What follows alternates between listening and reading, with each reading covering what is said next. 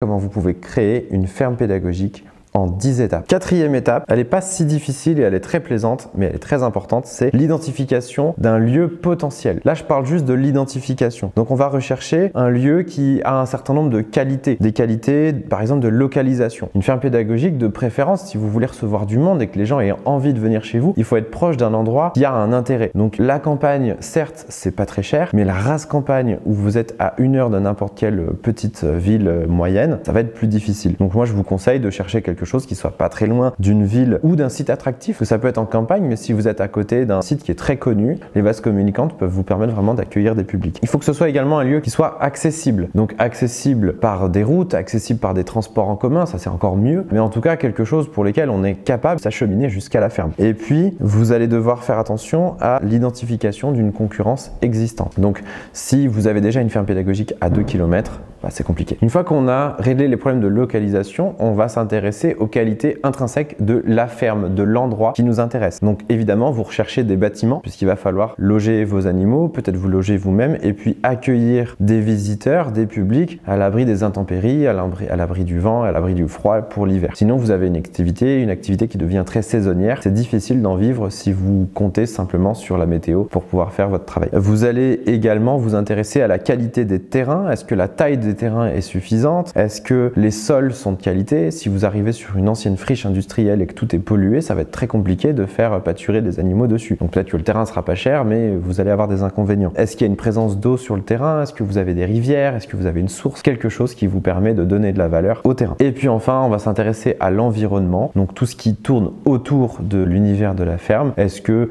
on a une grosse ligne électrique à proximité? Est-ce que vous avez une présence de nuisances sonores, de nuisances visuelles, quelque chose qui fait que la ferme elle-même serait géniale, l'emplacement est génial, mais si vous êtes à côté d'une centrale nucléaire, vous n'avez pas forcément envie de faire votre ferme pédagogique à côté.